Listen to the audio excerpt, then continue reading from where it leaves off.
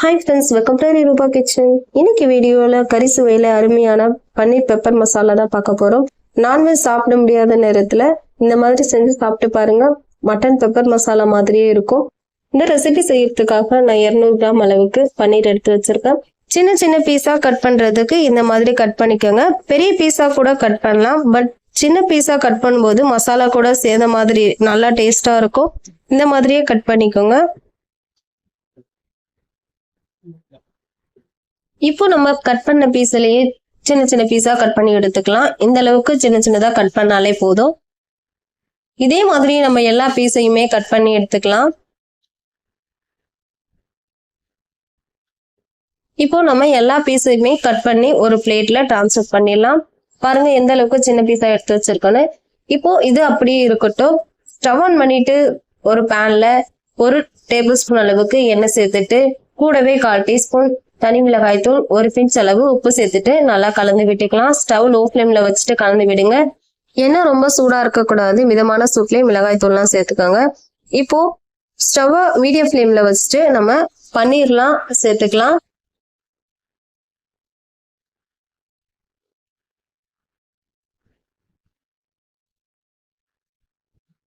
ஒன்னோடு ஒண்ணு ஒட்டாம சேர்த்துக்கோங்க. நம்மளுக்கு திருப்புறதுக்கு கொஞ்சம் கஷ்டமா இருக்கும், அதனாலதான். இப்போ நம்ம எல்லா பன்னீரையுமே சேர்த்துட்டோம். இப்போ ஒரு பக்கம் நல்லா வெந்து வந்ததும் நம்ம திருப்பிக்கலாம். இப்போ ஒரு பக்கம் நல்லா வெந்து வந்திருக்கு. இத மாதிரி எல்லாத்தையுமே நம்ம திருப்பி போட்டுக்கலாம்.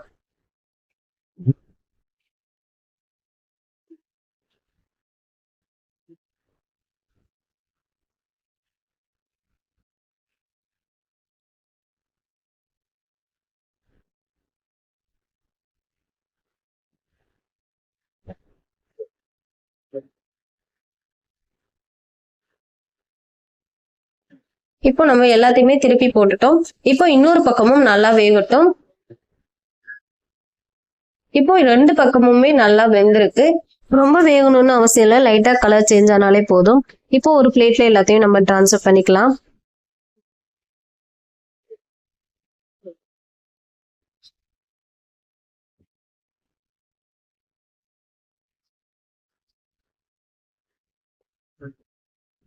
இப்போ இது அப்படியே இருக்கட்டும்.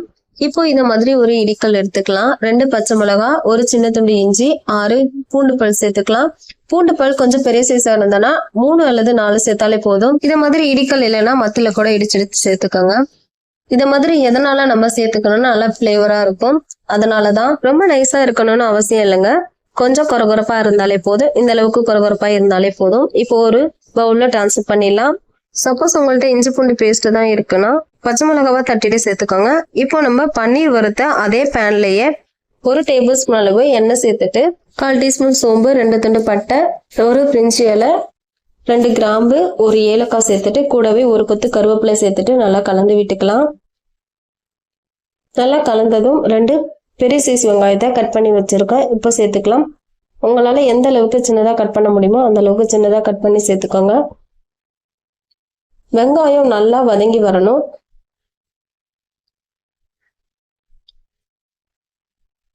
வெங்காயம் இந்த அளவுக்கு நல்லா வதங்கி வந்ததும் நம்ம இடிச்சு வச்சிருக்க மசாலாவை சேர்த்துக்கலாம். இந்த பன்னீர் மசாலாவுக்கு நம்ம இடிச்ச மசாலா தான் நல்லா டேஸ்ட் கொடுக்கும். மசாலாவோட பச்சை வாசனை போற வரையும் நல்லா கலந்து விட்டுக்கலாம். இப்போ மசாலாவோட பச்சை வாசனை எல்லாம் போயிருக்கு. இப்போ தக்காளி சேர்த்துக்கலாம். 1 பெரிய சைஸ் தக்காளியை சின்ன சின்னதா கட் பண்ணிட்டு சேர்த்துக்கோங்க. தக்காளி ஓரளவுக்கு நல்லா குழஞ்சு வரணும், அந்த அளவுக்கு நல்லா கலந்து விட்டுக்கோங்க. இப்போ தக்காளி ஓரளவுக்கு வதங்கி வந்ததும் மசாலா பொருள்லாம் சேர்த்துக்கோங்க. 1 ஸ்பூன் மிளகுத்தூள், 1/2 ஸ்பூன் தனியாத்தூள், 1/4 டீஸ்பூன் மஞ்சத்தூள், 1/2 டீஸ்பூன் கரம் மசாலா சேர்த்துட்டு கூடவே 1/4 டீஸ்பூன் அளவு உப்பு சேர்த்துட்டு நல்லா கலந்து விட்டுக்கோங்க.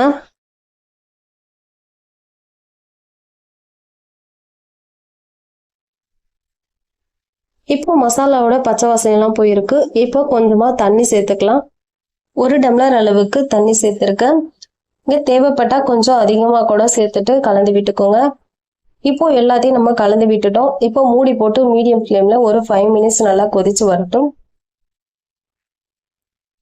இப்போ 5 மினிட்ஸ்க்கு அப்புறமா பாருங்க, நல்லா எண்ணெய் பிரிஞ்சு மேலே வந்திருக்கு. நல்லா நம்ம ஊற்றின தண்ணி எல்லாம் கெட்டியாகி சூப்பராக வந்திருக்கு. நம்ம ஃப்ரை பண்ணி வச்சிருக்க பன்னீரை இப்போ சேர்த்துட்டு லோ ஃப்ளேமில் வச்சுக்கோங்க. பன்னீரை சேர்க்கும் போது சேர்த்துட்டு 2 மினிட்ஸ் மட்டும் நல்லா கலந்து விட்டாலே போதும். நம்ம இடிச்சு சேர்த்த மசாலோட வாசனை நல்லா சூப்பராக இருக்கு. இப்போ நம்ம எல்லாத்தையும் நல்லா கலந்து விட்டுட்டோம். பொடியா கட் பண்ண கொத்தமல்லி கொஞ்சம் சேர்த்துட்டு கலந்து விட்டுட்டு ஸ்டவ் ஆஃப் பண்ணிக்கலாம். அவ்வளோதான் ஃப்ரெண்ட்ஸ், சூப்பரான டேஸ்டியான பன்னீர் பெப்பர் மசாலா ரெடி. இந்த paneer pepper masala white rice, pulao, கீர் ரைஸ், வெரைட்டி ரைஸ், பிரியாணிக்கெல்லாம் சூப்பரான ஒரு சைடிஷாக இருக்கும். நீங்களும் ட்ரை பண்ணி பார்த்துட்டு மறக்காம கமெண்ட் பண்ணுங்க. நம்ம வீடியோ உங்களுக்கு பிடிச்சிருந்தனா லைக் பண்ணுங்க, ஷேர் பண்ணுங்க, மறக்காம நம்ம சேனலை சப்ஸ்கிரைப் பண்ணுங்க. தேங்க்யூ வாட்சிங். பை.